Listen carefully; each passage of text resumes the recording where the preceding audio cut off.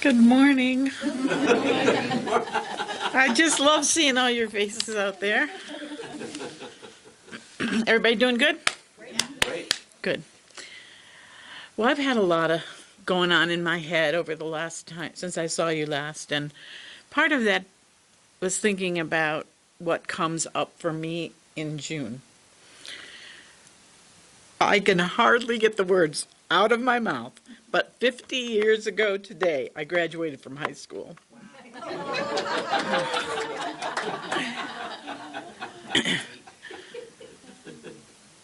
It was at graduation parties that night that Dan and I connected.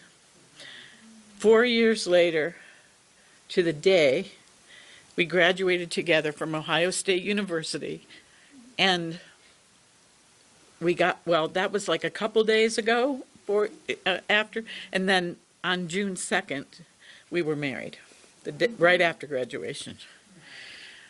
So, a whole lot of things, right? And then, at the last minute, I realized one of the biggest rites of passage in my life was 12 years ago on the 17th of June when I was ordained as a interfaith minister. So there's a lot. You might think about your life, because some of us have recognized that there's certain times of the year that, like, there's a lot of things that come up for us. So that's my June story as far as I've remembered it. So I started to think about that, and that's how we came to today with me talking about rites of passage. Some rites of passage are socially centered, like graduation and marriage, and there's also things like getting a driver's license and being the age that you can vote and the age that you can drink. And so some of it is a social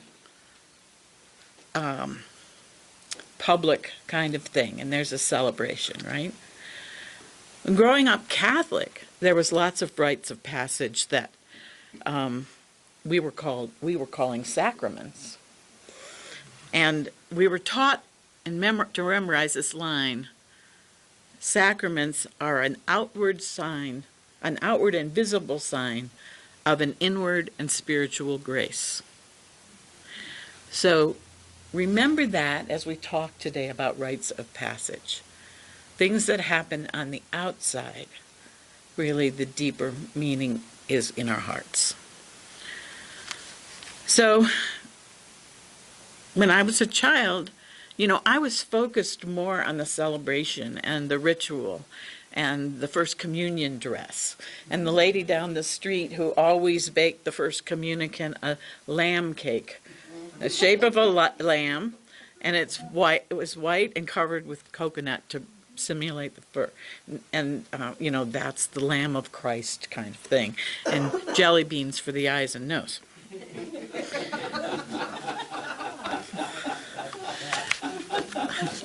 Later on, we prepared for the sacrament of confirmation, where we were named soldiers of Christ, and we were given a new name. We were able to pick a name to add to our name that signified, it was a saint, name of a saint that signified the things that you wanted to, display as you went forward to live your life.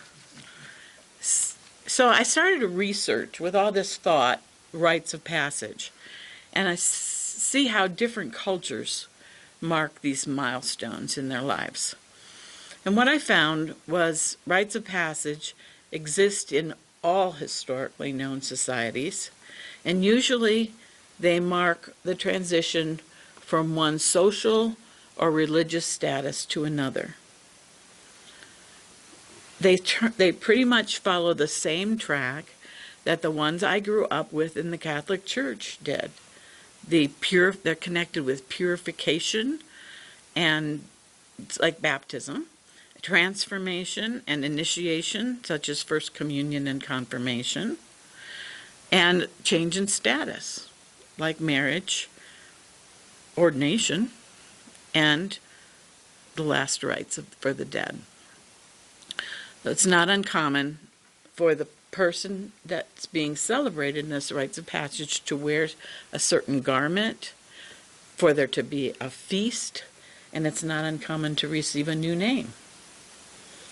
Found that really interesting. I hadn't put all of that together in my childhood, in that thinking. You don't think about that. So in each case, there's a ceremony and a ritual that celebrates the individual and honors this step in their evolution.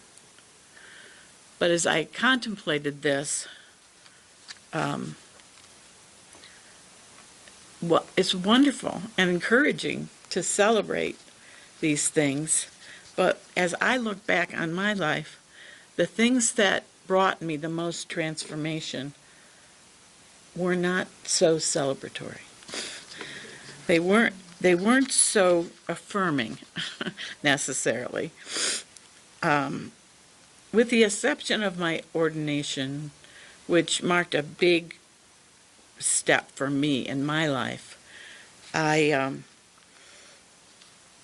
just saw that these times of transformation as adults have been often difficult. A difficult divorce. I've talked to you about the loss of my daughter at age 28. The health challenges, financial challenges. Those things have moved me more in my spiritual development than wearing a pretty white dress. And I still like pretty white dresses, but...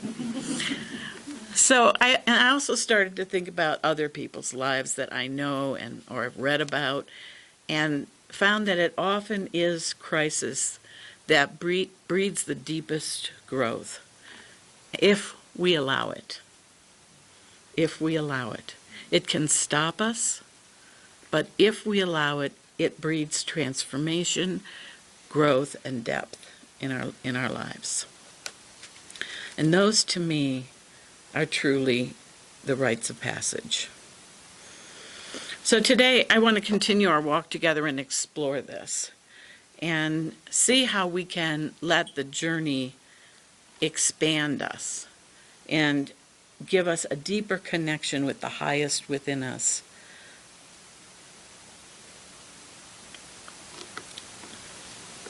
I've engaged in a lot of study also about the ritual of walking the Camino. I imagine both people, didn't you walk it? I thought I heard that early on in my time here, so we'll have to talk sometime. But I got really fascinated with it and watched the movies and read the books, and to me, that seems a deliberate rite of passage. I feel funny like talking about this when I haven't done it and you have, but you can correct anything I have to say. So it's a 500-mile walk across Spain that many pilgrims enter into for various reasons, including a spiritual quest. So I want to recommend to you, if you're interested in this, a book by Sonia, I never know how to say her name, Choquette, C-H-O-Q-U-E-T-T-E. Okay, called Walking Home. In it is her detailed account of her personal experience of walking the Camino. She decided to do it because she'd come to a place in her life where it felt like everything had fallen apart. Her brother had passed away unexpectedly. A few weeks later, her father died. And then her marriage of 30 years was about to end. She was faced with seemingly insurmountable grief, disillusionment, disappointment, anger, all those things that rise up for us at these times. So she wanted to set herself on a path of healing and transformation, and she made the decision that walking the Camino was a way for her to do that, or begin at least. She decided to walk alone, and the first 4 days were so grueling that she was just ready to quit. But another pilgrim spoke to her and said this to her, encouraging her. You know, it isn't the Camino that is difficult. It's carrying all your mental and emotional baggage that's so difficult. that song. With all, I have the baggage and all this, I'm like, the Camino doesn't like this negative energy. It invites you to let it go. It is holding on to your misery that makes it feel so impossible to keep going. And isn't that true on this walk through life? It takes us a while, and then all of a sudden we're like, oh my gosh. You know, and we go through stages, too, of like, I haven't let go of this yet. You know, and we have to intentionally let go of things. In a conversation with a fellow minister lately, he brought up the idea that he feels that right now we're all being moved through a time of cleansing. A time when all the negativity is being brought into the light for release. Spirit brings us to these life challenges needed in order for us to grow and discover our higher self. The higher truth within us sometimes feels so deeply buried that without this explosion, we don't get to it. I can't tell you how many times I'm affirming, let me grow without the trauma. I'm either not praying right or it's just what you have to do. But if we do bring forth that, then we experience a greater peace than we've ever imagined. Tama Keeves, in her book, A Year Without Fear, says it this way. In the times you feel your weakest, you are at the apex of your life. This is a turning point. Will you stand for yourself or abandon yourself? Your future will reflect this moment. The future of your loved ones will reflect it too.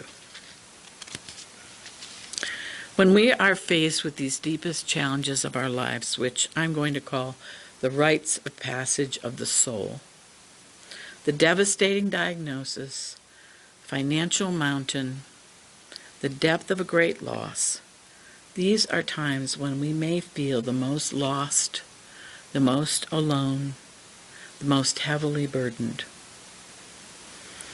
Unlike the rites of passage we spoke of at the beginning here, these times don't seem to invite celebration.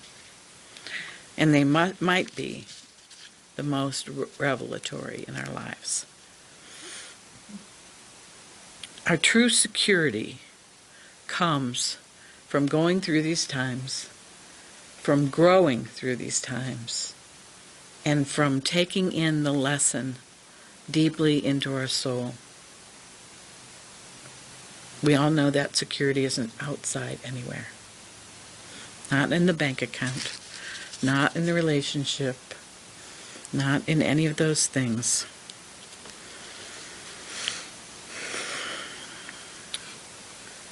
These are the times that bring us to the place where we ask the deep questions. Who am I? What do I believe about life? And where do I put my faith? We are brought to these thresholds sometimes again and again and again. And we have to choose how we will respond. Again from Tama Keeves, she says, thresholds are places where the earth opens up, the veils part, and the angels and saints hover near.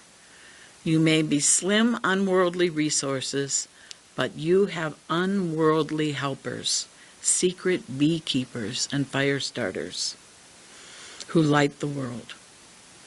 Transition, if you choose, is a way of being trained in the laws of magic. Will you side with your higher intelligence, or will you side with your darker fears? Which part of you will create the next part of your life? Some time ago, I viewed a movie on the internet called The Sacred Science. In it, 8 patients with various diseases, among them Parkinson's, breast cancer, Crohn's disease, diabetes, depression and alcoholism, prostate cancer, neuroendocrine cancer, They choose to go to an Amazon jungle to seek a cure from the shamans there. These shamans and medicine men not only used plants and herbs, but ancient wisdom practices. There's a great deal involved in the healing process that they go through. But one element that stood out for me is that each individual was housed in their own screened-in little hut, where in a place where they couldn't see or hear the others participating. I want to see if I wrote down. So it was for, I think it was a month that they chose to enter into this healing process. The isolation was very intentional. It's created in order to give them time and space for deep introspection and no opportunity to be distracted from their own inner wisdom. To me, this accentuates the need that you hear me talk about all the time to move into silence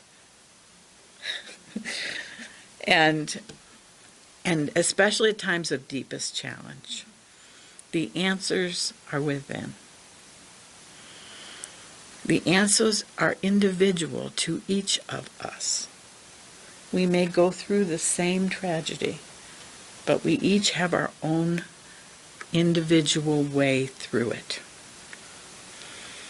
I know this isn't the easiest news to take, but if we continue to seek peace outside of ourselves, we cannot create the authentic answers that build the foundation for a life that is meant for us.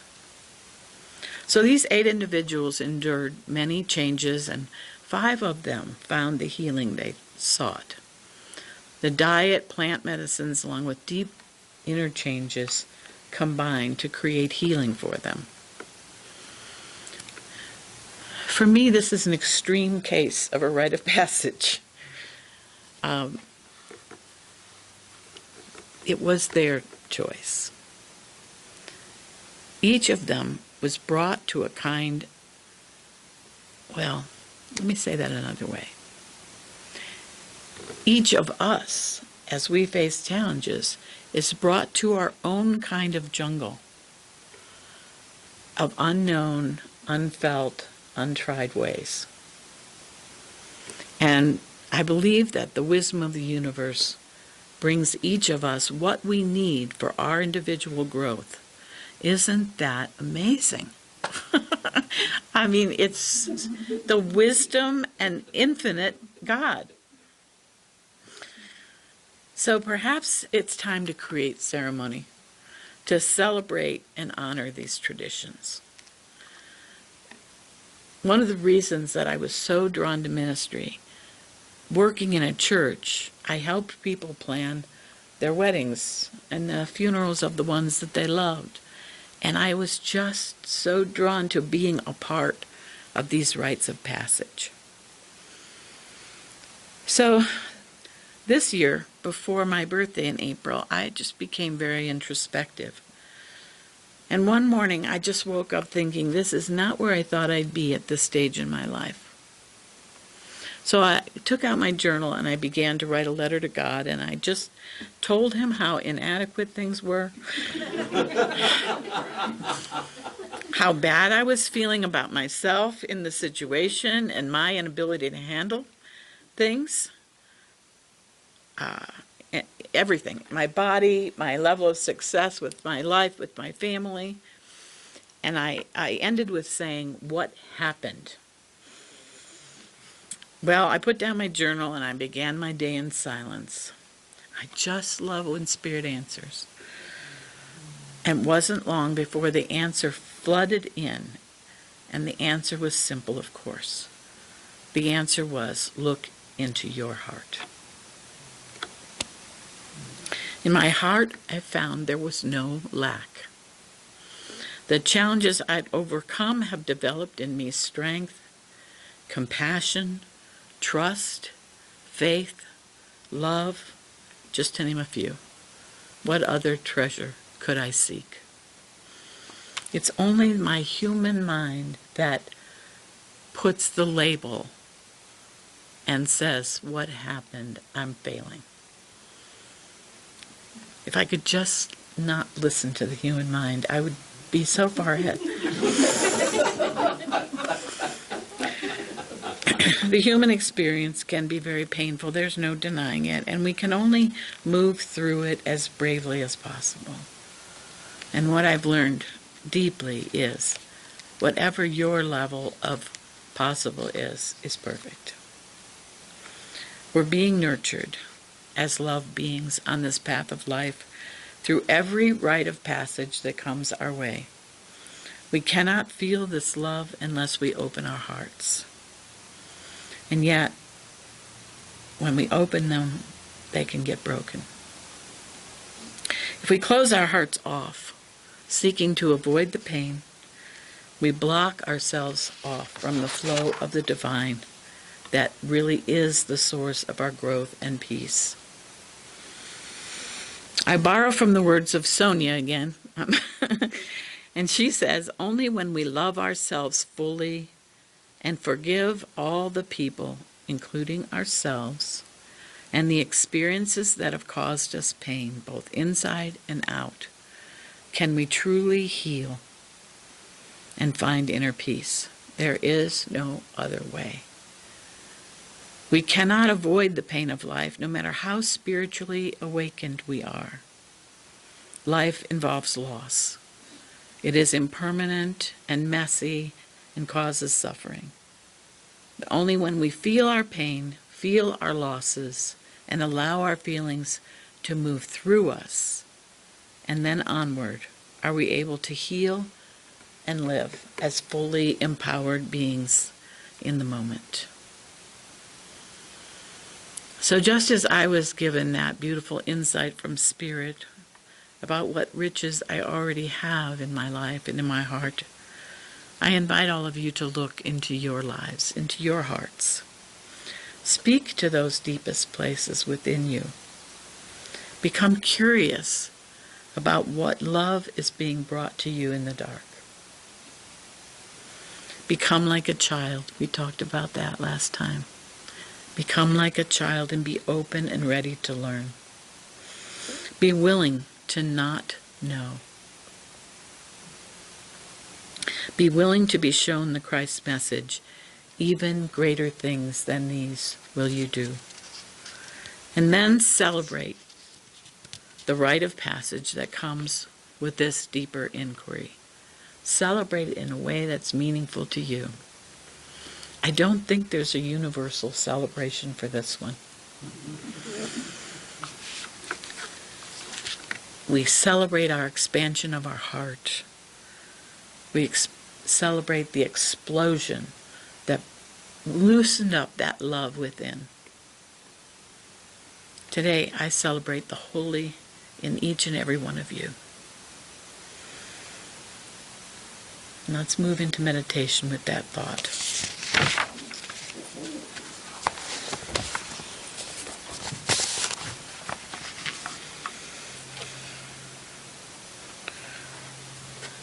This meditation is from Psalms for Praying by Nan Merrill.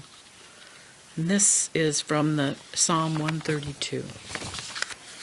So if you'll just take a few breaths and let yourself move into the stillness.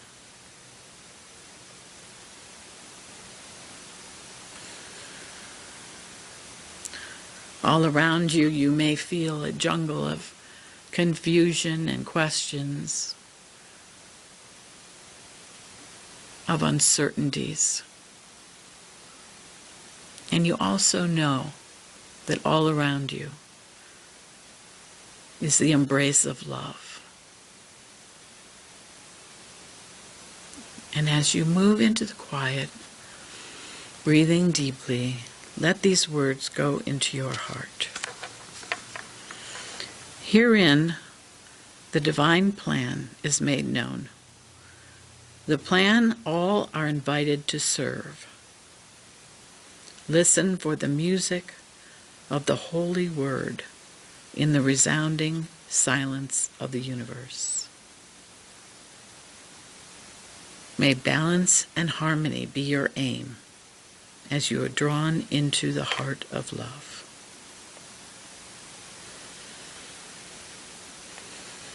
Those who follow the way of love with calm and faith-filled intent know that all is working toward healing and wholeness.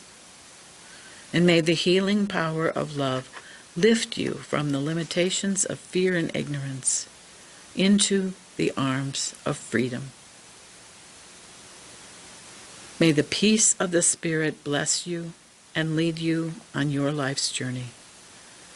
Be not afraid of the silence, for wisdom's voice is heard there. As you follow that light, you become gentle and kind. You come to live in the light. Children enter the world radiating the Spirit. Learn from them of innocence and simplicity.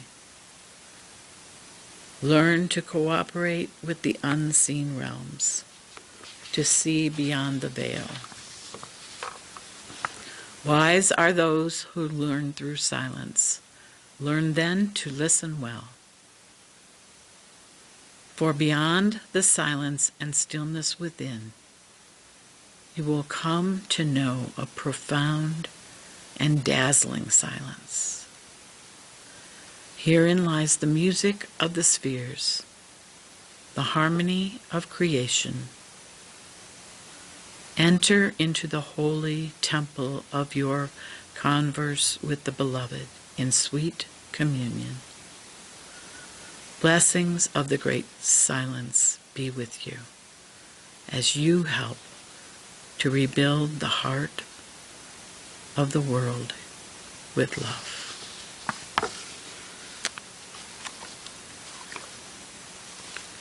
Bringing yourself very gently and lovingly into this room, feeling the expansion of your heart even now.